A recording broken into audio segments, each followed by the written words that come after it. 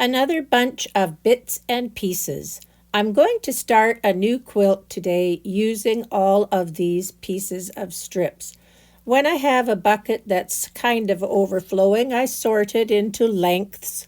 Sometimes I find some squares in there. Sometimes the lengths are a couple of inches, sometimes shorter, but I always find something to do with them. Today I'm going to start with little pieces like this and strips like this. And I'm going to sew a bunch of little pieces onto one side of a white strip. I could have a big one like that. I could cut it into smaller bits.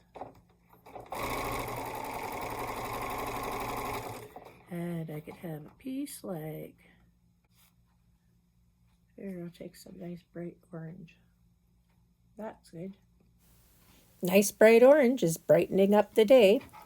I add all the nice bright colors everywhere I can. Well, do you think I have a plan yet? I'm not so sure that I do. But I am using the things that I've got, and it will make something in, let's see, 10 minutes. I give myself 10 minutes. If I don't like it, I abandon. Maybe I do, and maybe I don't. Now, I've got a white strip with color on one side. And all I'm going to do here is sew this color to the other side. If I have to fold it up to make it fit, I'll fold it up to make it fit. This one is the shorty. So I go over there.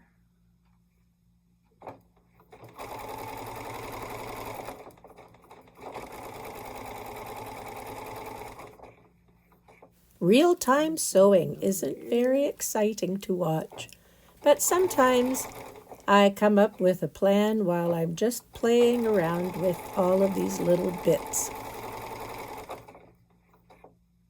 This one could go over here. Right, let's see what I've got. A weird tube. I'm going to cut up the back side now in half.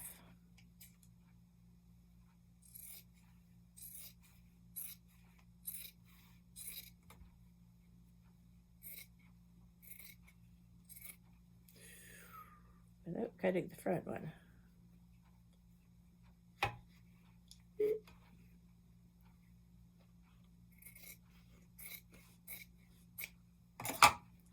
Not too bad. Made one little error right there. All right, now cut these apart.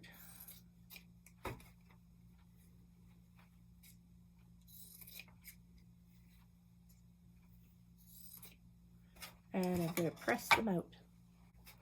Right, about that size. So I'm going to take these longer ones and cut them into pieces.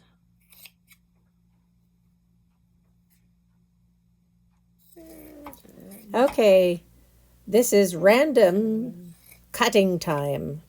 It's fun to make things a little bit different and not have everything exactly the same. That's where I made the mistake. That's off. All right, so here's one. Here's one. Lots of them.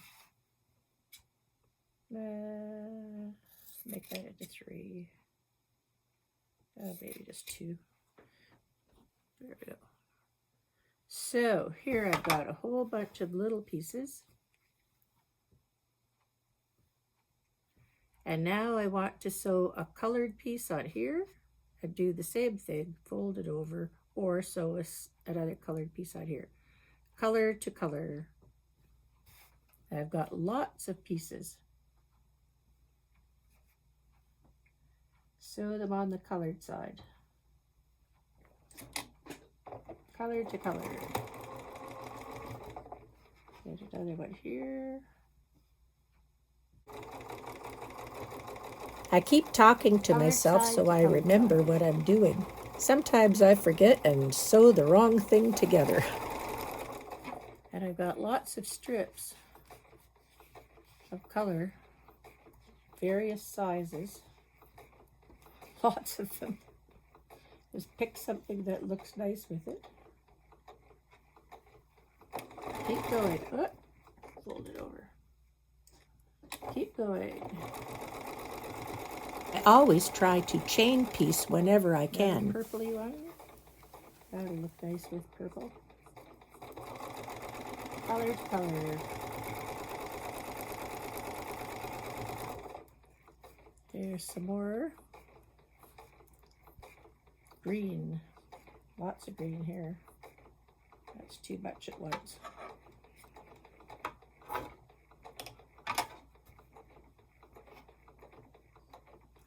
Color to color.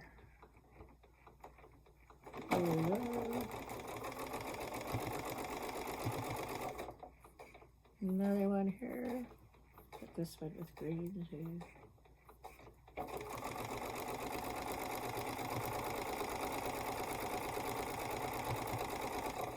Well, this is going pretty well, and I think I've got a plan. I believe it would be called Courthouse Steps. And just sew the colored piece to the colored piece and the white piece to the white piece until you get the size that you want.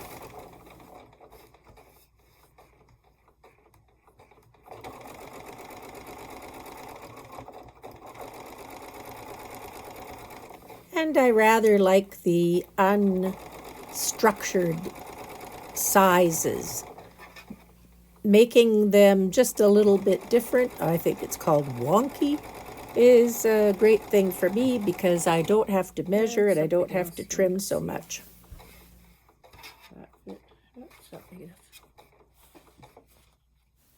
And you know, a quilt doesn't have to be perfect to be perfectly wonderful when it's done. That is the whole idea of my quilting. All right, now what I'm going to do is just turn this around, sew the other side down. Fold it over, make it fit over there, sew it down.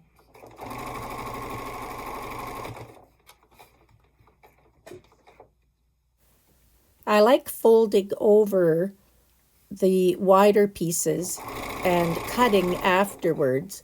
I have an easier time holding them rather than cutting them in half lengthwise first and having such a small little thin piece of fabric to sew.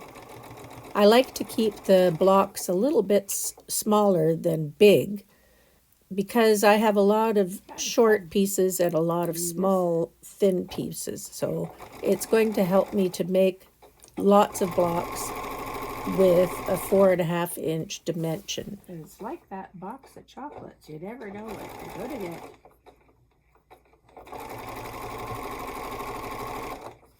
Oh, here's where those thin green ones were. I'm going to take some other fabric. Here's some green strips that are short.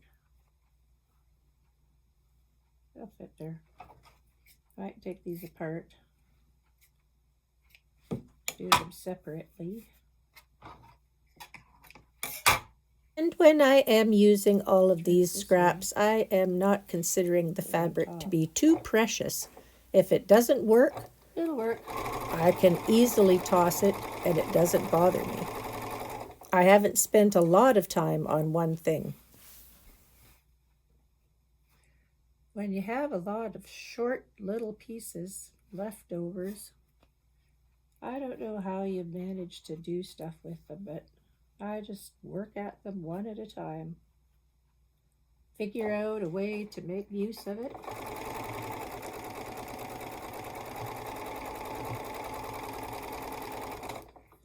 And just motor on. If the piece is big enough, just roll it over. Do something a little different.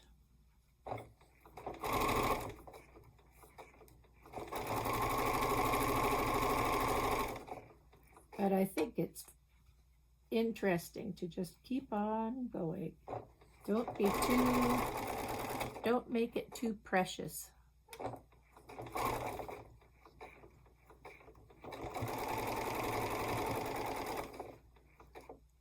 Just make sure you have a seam allowance.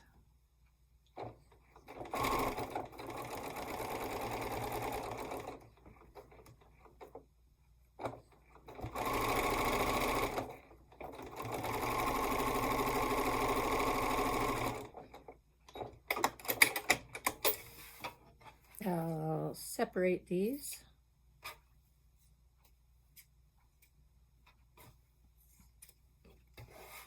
See, it's not really fast stitching. It's just slow stitching today. But I'm not in a hurry. I don't need to finish this today.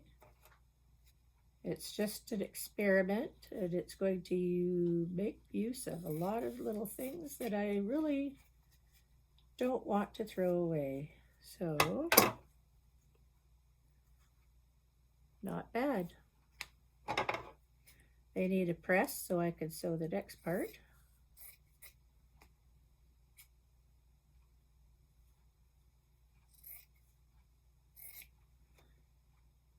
I think after I sew the next part, I'll do a good trimming and make these a little bit more uniform. Sometimes it's easier to have something that's a bit more uniform.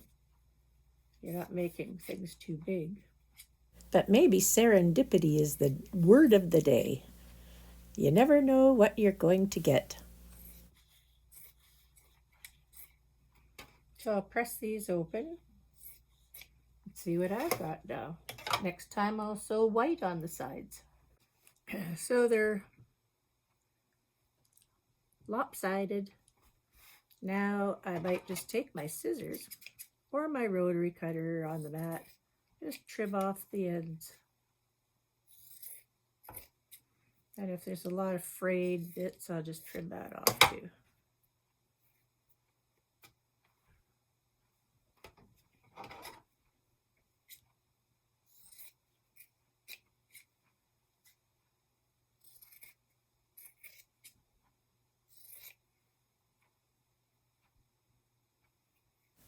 I'm not trying to make them exactly the same size, but something that is going to work with the next layer of white. One scissor snip is good.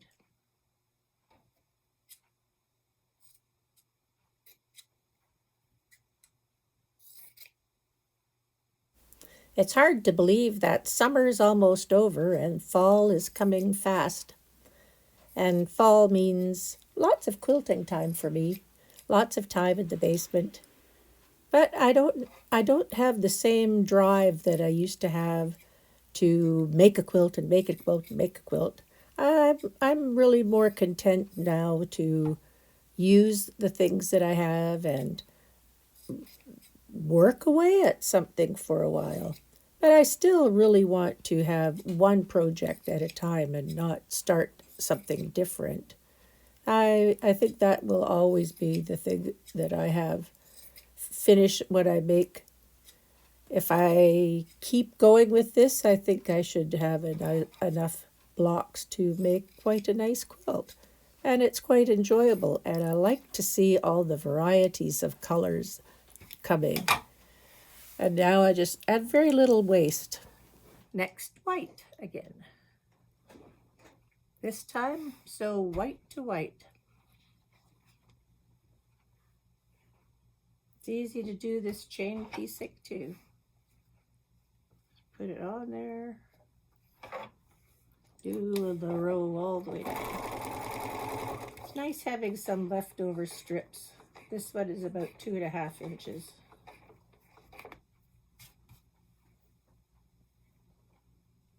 White to white.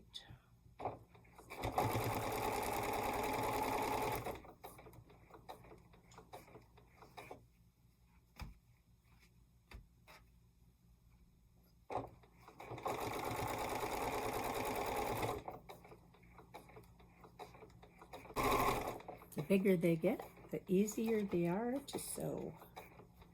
I have some arthritis in my hands and my fingers, and I need to think of ways that I can set the fabric down, turn the seam allowances to the top so I can pick them up easier with my fingers, and not to have such small things. The biggest thing is, I think, sometimes threading the needle. If the needle becomes unthreaded, I really have a hard time to thread it up again. There we go. All right. So I can sew these all at once again. Just do it like I was before. Fold it over. And the beauty of chain piecing is I don't have to hold on to the little pieces of fabric. I can just manipulate the top, fold it over a little bit, and I don't have to really hang on to things as they're going through the feed dog. Chain piecing is the best thing for me a lot of times.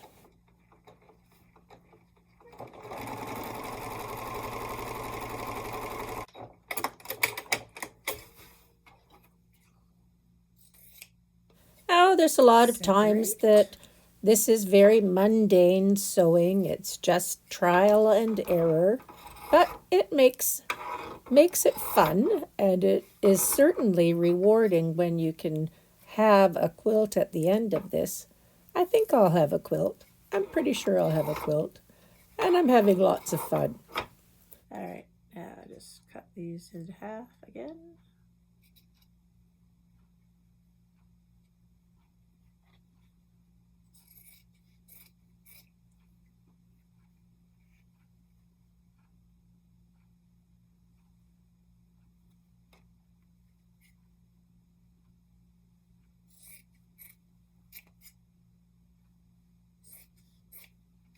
These. Now they're not the same size, but I'm going to equalize them, and I'm going to add one more color strip on both sides and one more white strip on both sides, and then they will be 4.5 inches when I square it up. I've decided that 4.5 inches should do, so another color strip here and here. So with my little ruler, this now is about 2.5 to 3 and 3 inches this way. So the piece I put on that's color is going to be a bit wider than normal. This one is going to be much wider because it's only 2 inches, almost by 3.5 already. So the white pieces that go on here are going to be thin, and the colored ones are going to be wider. So I have to kind of estimate what I want to do so I don't waste a lot of fabric. And I could square these up a little bit more, but they don't really need to be squared up now. I just want to find some pieces that are going to go on there. So instead of maybe cutting the color piece apart in half lengthwise, I would just put a color piece on both sides, and then when I want to square it up to 4.5 inches, it'll be easier, much easier. I won't have to guess. So I think that's what I'll do. I've got lots of strips, of colored fabric in various lengths, but bundles of them, so it's not hard to do. So I'm going to take another piece here. I'm going to put a colored strip on one side and a colored strip on another side, not cutting it in half this time, so that my final piece is going to be 4.5 inches wide and 4.5 inches long.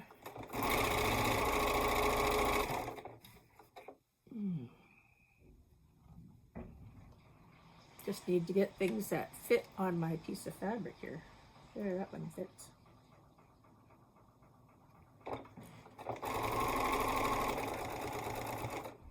If I were really fussy about this, I'd make sure that the color that goes on either side of the color is something that's complementary. But, you know, it's not that big a deal for me either. I like all the colors going together. And it's easy to sew these together.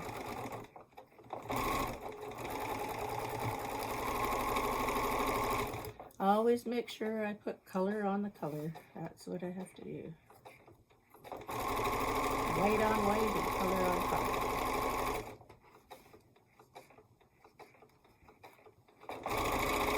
Oops, my finger out of there.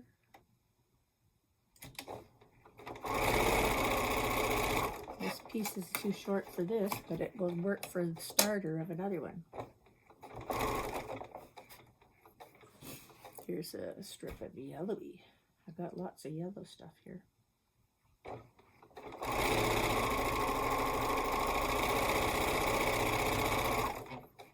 Pick out another color. Just something that's a bit longer here. There's blue in here.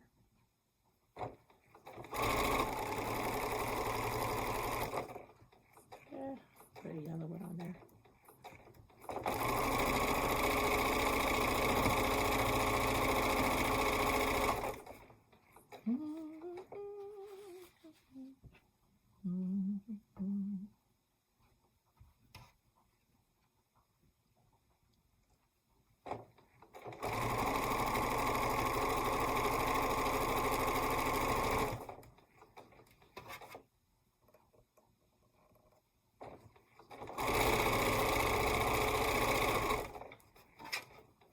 Last one there.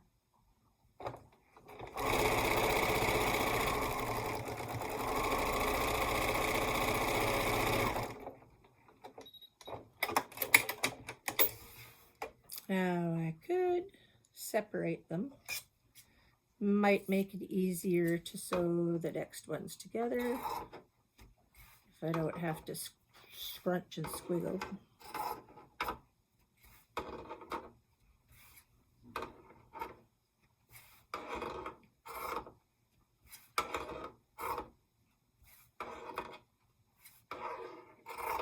There. Another piece of fabric. Let's see. Loosen my pile up a bit. There's some nice yellow and green. Now, I want this to be 4.5. That will just barely make it, so that's a bit thin for what I want. So maybe I'll take this one here, which is much fatter. And I'll put this on here. And I'll be sure to have something I can trim off.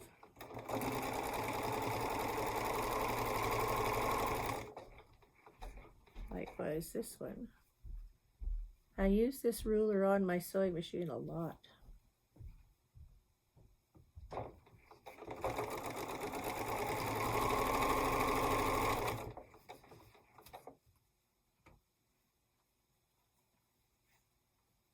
That's a good one there. It's a long one.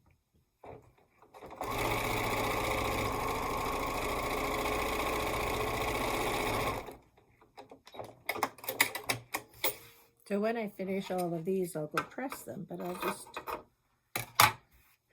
see now it's longer than 4.5 inches.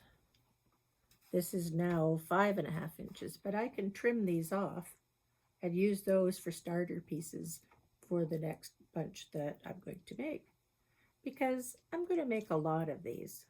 It uses up all these little bits and pieces, and after this row of color on the sides, I can trim the sides up to 4.5 inches, and that way I won't waste the white when I put it on the top and the bottom. I won't sew all the way to the end and waste it. I'll just have a nice straight row. So that's the next part. Finish sewing all the side pieces onto these, and then I'll press them, and I will make them 4.5 inches wide, and then I'll sew a white piece on the top and the bottom. And then I'll have a lot done. I know that quilting can be a little bit repetitive, but that's the way it goes, isn't it? Life is like that. You do the same thing over and over. You know, sometimes when people give me all of their leftovers, I just marvel at the colors and the variety that I get. But sometimes it's a bit overwhelming. And if I want to make use of everything that people give me, I'm going to be sewing for the rest of my life. But I really enjoy doing this. It's fun, it's entertaining, it keeps me occupied, and it keeps my fingers working because I have arthritis and I need to keep my fingers working. And I like the fact that I can make something out of what people don't want to make stuff out of. And that gives me a great deal of satisfaction. When I finish a project, most of the time I donate them to some charities or give them away. I haven't sold any quilts.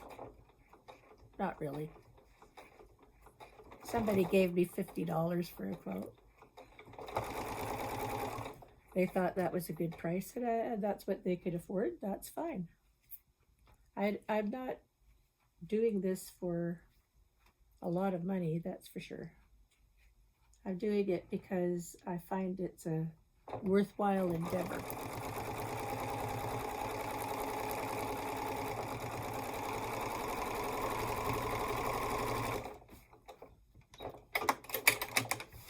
And I also think that I have the ability to do this.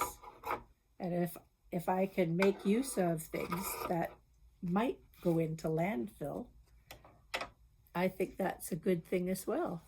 Save things from the landfill because the landfill doesn't need fabric. This is something that could be made to keep somebody warm. And I think that's a much better option than feeding landfill. Oh, that's too small. Okay.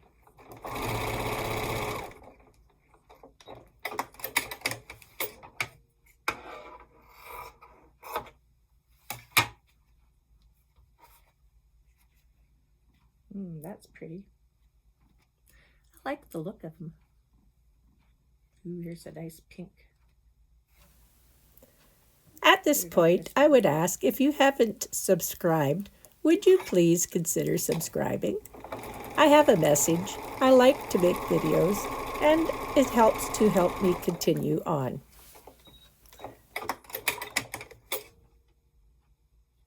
Now I'm going to press them, and I'm going to square the sides up to 4.5 inches so I don't waste white on my last 2 rows down here and here. Stitch. So instead of just me talking, I'm going to play you another one of my original songs. I hope you enjoy it.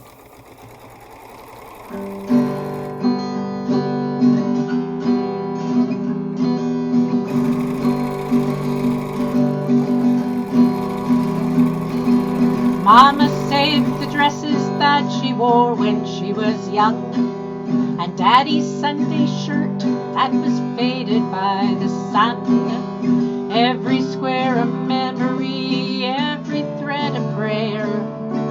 When I wrap it round my shoulders, it's like they're still there. A quilt doesn't have to be perfect to be perfectly warm and true. It keeps the cold winds from my bones, like the love I learned from you.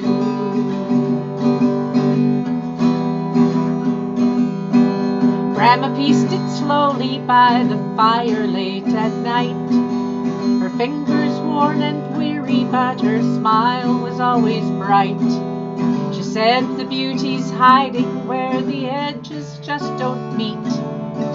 It's the broken bits together that can make the whole complete. A quilt doesn't have to be perfect to be perfectly warm and true. Every patch is a story sewn, and it all comes shining through. It carries every season, it carries every name. The joy, the loss, the laughter are stitched up just the same.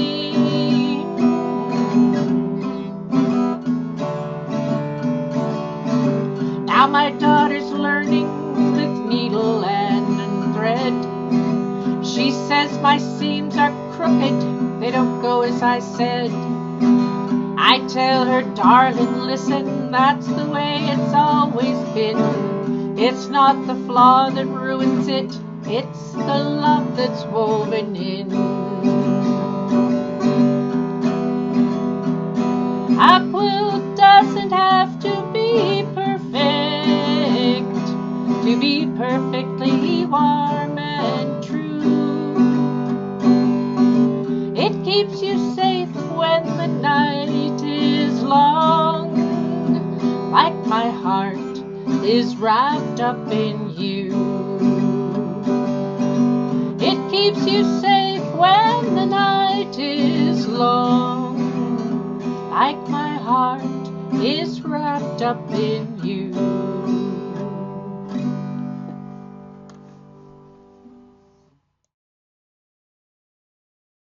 I like the message of that song, and I hope you enjoyed it. And now here I am at the end of this process. I think I'm just going to square this up to 4.5 inches. Those pieces of white that get trimmed off are going to be perfect for starters of the next blocks. And I really like this process of using all these colorful bits and pieces. And I'm going to make a lot more of these, and then I'll figure out what I'm going to do to make it into a quilt. I haven't quite figured out yet how I'm going to put all of these squares together. I'm going to try to do something probably quilt as you go, but once I put them up on my wall and have a look at them, when I get enough, I will just see what I'm going to do.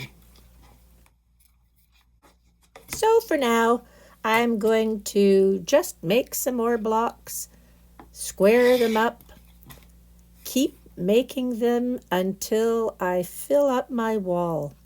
Start with a little bit, then it gets bigger, then another day sees another bunch on the wall, and finally another bunch is going to come on the wall.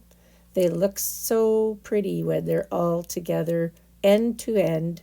And when I get tired of making these, then I'll decide how I'm going to quilt them, how I'm going to put them into a quilt top. I just have fun with this, and I do hope you enjoyed my song. Thanks for watching.